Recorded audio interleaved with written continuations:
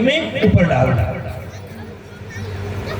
जब डाल दी तो बोला कि अब चाहे लैट्रिन डालो, अच्छा कूड़ा डालो। और जब गुरु के लिए आ ही गया हूं तो गुरु जब हमको बता दिए कि तुम कुछ नहीं हो तो हम कुछ नहीं। फिर आकर बोले ऐसा ऐसा बोला। कबीर साहब बोले नहीं अभी ज्ञान देने लायक तो क्या कहे ठीक है काम करो तुम जाओ जाओ नदी वो जो वाराणसी में नदी बहती है जाओ उसी नदी के किनारे गंगा नदी किनारे जाओ और एक काम करो एक केथरी जानते हैं गुदरी जानते हैं गुदरी सीओ तुम सीना सीकर तैयार करना बेचा जाएगा। सुई धागा और केथरी लेकर के 1 वर्ष नहीं 12 वर्ष बीत गया। दिव्यात्माएं कथा बताती है दृष्टांत बताते हैं कि 12 वर्ष बीत गया और अमीर खुसरो का सेनापति खोजते खोजते खोजते आ गया और आ गया। 12 वर्ष के बाद अवस्था तो ढलेगा नहीं। यदि 40 वर्ष का आया है तो 52 का होगा, 52 का आया होगा तो 64 का होगा, 64 का आया होगा तो वाराणसी नदी के तट पर जाते हैं तो देखते हैं एक राजा की जैसा व्यक्ति है लेकिन गुदड़ी सी रहा है। ये कोई ज्ञान हुआ? गुदड़ी सी हो? अरे माला फेरो समझ में आता है, यज्ञ करने के लिए हवि डालो समझ में आता है, 6 शक्ति का प्रार्थना करो समझ में आता है, माला चढ़ाओ समझ में आता है, गंगा नहाओ समझ में आता है, रामायण गीता पाठ करो समझ में आता है।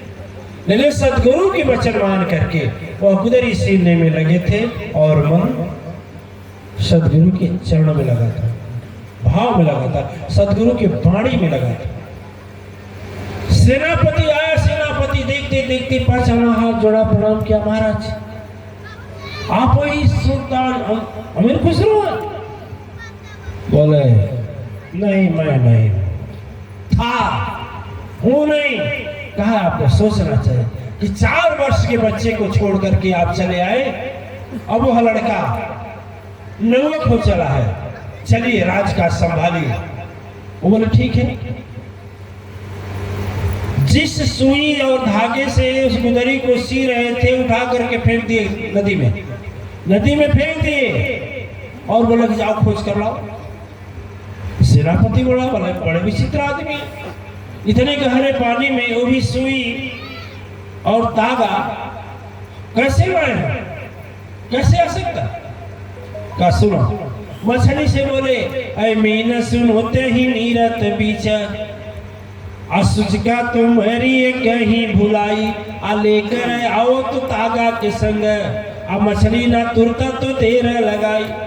जब बोले मछली से एक मछली तैर रही थी, उस मछली से बोले कि काम करो कबीर साहब के हमारे गुरु की संबंध है, तुम तैरना बाद में, बोले जाओ हमारा तागा और सुई फेंके हुए लेकर आओ।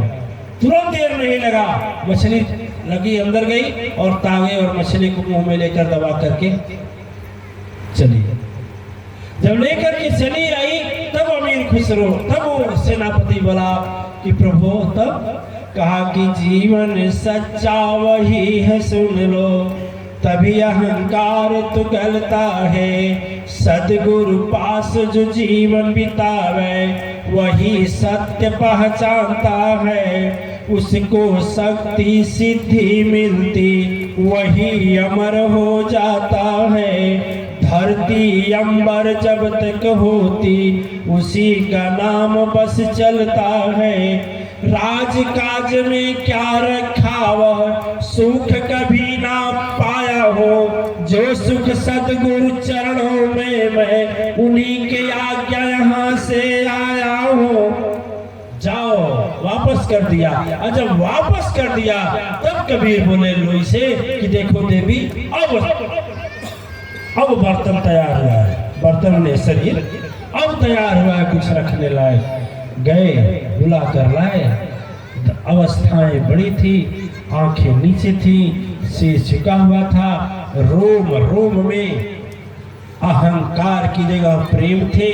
और जैसे ही एकत्रित हुआ, सदगुरु ने ज्ञान दिया और ज्ञान से वह अमर हो गया। नहीं नहीं मतलब ये कि बताए ना कि जब बर्फ जम जाता है 100 सेंटीग्रेड माइनस होने के बाद, तो फिर सूरज की किरण से ही वह पिघलता है। पिघलता ही नहीं पिघलता, ताप से ही तो पिघलता है। तो जब अहंकार होता है हृदय में ना, तो सदगुरु की वाणी रूपी ताप से ही पिघलता है। और पिघलने के बाद देखो, सदगुरु छोड़ता वैसे नहीं है। यदि जल हो गया, बर्फ पिघल करके जल हो गया, उसको भी आग पर रखें तो ठीक वही नियम। 100 सेंटीग्रेड के बाद नीचे गिरने पर जैसे जमना शुरू होता है, वैसे 100 सेंटीग्रेड जब नीचे से तापमान बढ़ता है आग का, तो वह वही जल सूक्ष्म होता जाता है, जिसको आप वाष्प कहते हैं, भाप कहते हैं। बनता है नहीं बनता है? सदगुरु के बिना जब हम बोले ना, श्रृंगी बोले थे ना कि गुरु बिन माला फेरते, गुरु बिन करते दान, अब बिना गुरु सब निष्फल गया कहते वेद पुराण। अरे बिना गुरु के वेद पढ़ोगे तो वेदांत के जानकार हो, इसका अभिमान होगा। बिना गुरु के यज्ञ करोगे, मैं यज्ञ करता हूँ, इसका अभिमान होगा। बिना गुरु के उपकार करोगे, मैं उपकारी हूँ, इसका अभिमान होगा। बिना गुरु के उपवास व्रत करोगे तो मैं उपवासी और व्रतवान हूँ, इसका अभिमान होगा। बिना गुरु के मंदिर बनाओगे, ये होगा कि मैं मंदिर बनाने वाला हूँ, परोपकार करने वाला हूँ। यदि लंगर चलाओगे तो अपने को सदा प्रति मानोगे कि मैं तो इतने को भोजन कराता हूँ। और जब सदगुरु के पास रहकर यह सारा काम करोगे तो यह सारा काम तेरा तपस्या इसलिए बनेगा कि बोलोगे क्या कि जो कुछ किए सो गुरु किए, नाम होत हमार। अहंकार बिना सदगुरु के पास रहने से नहीं गलता है। दिव्यात्माएं जिस तरह से वह बर्फ ठोस रहता है, लेकिन सूरज के ताप से जलकर तुरंत पिघलते पिघलते वह पानी बन जाता है, द्रव बन जाता है। फिर उस जल को आग पर रखते हैं तो ठीक जैसे 100 सेंटीग्रेड टेम्परेचर होता है, वह जल धीरे धीरे वाष्पीकरण होता है। वाष्प होते होते वह अदृश्य हो जाता है। द्रव में भी दिखाई देता था, जब बर्फ ठोस बना था तो भी दिखाई देता था, लेकिन उसी बर्तन में से वह पानी उड़ जाएगा, तुझे दिखाई। वही अदृश्य रूप है साक्षात्कार का, वही अदृश्य रूप है शक्ति का, वही अदृश्य रूप है ईश्वर का, वही अदृश्य रूप है महाआदिशक्ति का, वही सच्चा है तेरा आत्म साक्षात्कार। और आत्म साक्षात्कार की विधि इस नवरात्र में अपने यहाँ सिखाई जाएगी।